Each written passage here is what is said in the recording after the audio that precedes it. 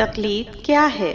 تقلید کا لغوی معنی کسی کی پیروی کرنا ہے، جبکہ اسلامی اصطلاح میں دین کے فروعی مسائل میں کسی جامع شرائط مجتہد کے بتائے ہوئے احکام پر عمل کرنے کو تقلید کہا جاتا ہے۔ جامع شرائط مجتہد کون ہوتا ہے؟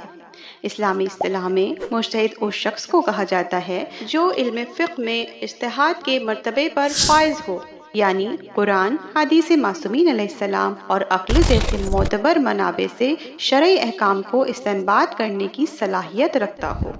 ایسے شخص کو فقیہ بھی کہا جاتا ہے۔ تاہم ہر مجتہد کی تقلید نہیں کی جا سکتی، بلکہ ایسے مجتہد کی تقلید کی جاتی ہے جو ان شرطوں پر پورا اترتا ہو: مرد ہو، محمد مصطفیٰ صلی اللہ علیہ وآلہ وسلم اور ان کے 12 جانشینوں یعنی 12 اماموں کا ماننے والا ہو، بالغ ہو، عاقل ہو، حلال زادہ ہو، زندہ ہو اور عادل ہو، یعنی عام کسی گناہ کا ارتکاب نہ کرتا ہو۔ البتہ واضح رہے کہ تقلید ہر شخص پر واجب نہیں ہوتی، بلکہ امام معصومین علیہ السلام کی غیبت کے دوران ہر ایک بالغ انسان کو یہ حق حاصل ہے کہ اپنے شرعی مسائل کو سمجھنے کے لیے یا تو خود اجتہاد کرے یا اتنا علم حاصل کرے کہ جس کے بل بوتے پر جملہ مجتہدین کے فتووں کے پیش نظر احتیاط پر عمل کر سکے، یا پھر تیسرا راستہ تقلید کا اختیار کرے۔ ظاہر سی بات ہے کہ ہر کسی کے لیے مجتہد بننا ممکن نہیں ہے، اور احتیاط پر عمل کرنا بھی ہر کسی کے بس کی بات نہیں ہے۔ لہٰذا جو لوگ نہ مجتہد ہیں اور نہ احتیاط پر عمل کرنے کی صلاحیت رکھتے ہیں، ان پر واجب ہے کہ اپنے زمانے کے کسی جامع شرائط مجتہد کی تقلید کریں۔ تقلید پر عقلی دلیل۔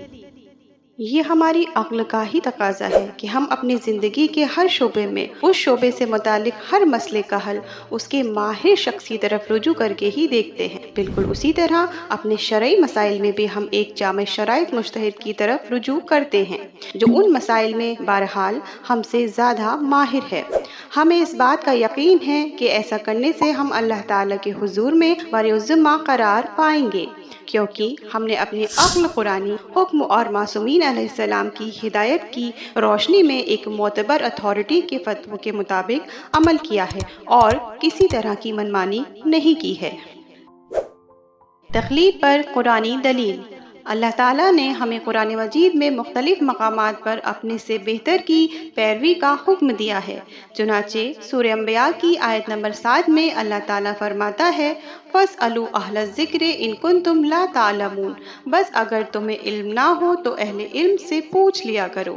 اس کے علاوہ تقلید کے بارے میں بہت ساری احادیث موجود ہیں، جن میں سے ایک خود ہمارے 12ویں امام مہدی اجل اللہ تعالیٰ فرجہ شریف سے مروی ہے کہ آپ علیہ السلام نے فرمایا: مستقبل میں اگر مسائل درپیش ہوں تو تمہیں چاہیے کہ تم ان فقہا سے رجوع کرو جو ہمارے اقوال کو بخوبی تم تک پہنچاتے ہیں، یقیناً یہ لوگ تم پر ہماری حجت ہیں اور ہم ان پر اللہ تعالیٰ کی حجت ہیں۔ کسی جامع شرائط مجتہد کی شناخت کیسے کی جاتی ہے؟ ایک جامع شرائط مجتہد کی شناخت 3 ذریعوں سے کی جا سکتی ہے۔ نمبر 1، جب انسان خود ذاتی طور پر کسی کے اجتہاد کو جانتا ہو۔ نمبر 2، 2 عادل علماء کسی کے اجتہاد کے متعلق گواہی دے، جبکہ 2 اہل علم افراد اس کے اجتہاد کی نفی نہ کرتے ہوں۔ نمبر 3، کسی کے مجتہد ہونے کے بارے میں اس قدر شہرت ہو جائے کہ اس کے مجتہد ہونے پر یقین آ جائے۔ مجتہدین کے فتووں میں اختلاف کیوں پایا جاتا ہے؟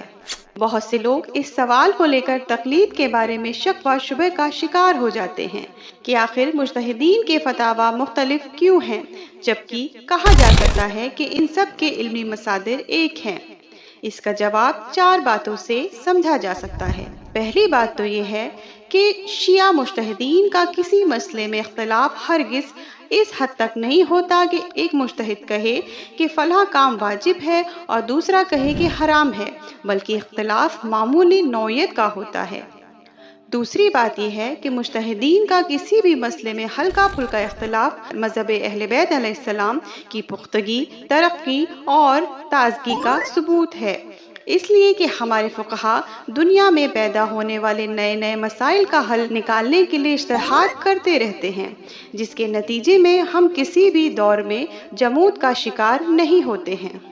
تیسری بات یہ ہے کہ ہر مجتہد اپنے اجتہاد میں آزاد اور مستقل ہوا کرتا ہے، لہٰذا کسی مسئلے میں اگر دو مجتہد کے فتوے قدرے مختلف ہوں تو یہ ان کی کمزوری نہیں بلکہ علمی صلاحیتوں کا نتیجہ ہے جو کہ قابل تعریف ہے۔ چنانچہ اس طرح اختلاف صرف فقہی مسائل ہی میں نہیں بلکہ تمام علوم میں پائے جاتے ہیں۔ حتیٰ کہ دو سائنسدانوں کی نظریات میں اختلاف پایا جاتا ہے تو لوگ اسے علمی ترقی کا نام دیتے ہیں۔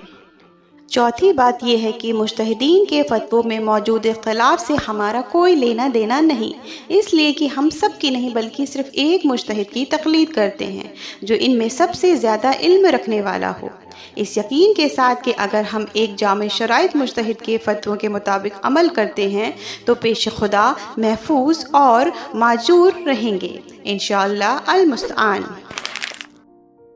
اپنے مجتہد سے ہم فتویٰ کیسے حاصل کریں؟ اپنے مجتہد سے فتویٰ حاصل کرنے کے 4 طریقے ہیں۔ نمبر 1، خود براہ راستہ اپنے مجتہد سے سنیں۔ نمبر 2، دو یا کم سے کم ایک عادل شخص سے سنیں۔ نمبر 3، یا کسی ایک معتبر شخص سے سنیں۔ نمبر 4، یا پھر اپنے مجتہد کا رسالہ پڑھیں جس میں غلطیوں کا شبہ نہ ہو۔ توجہ!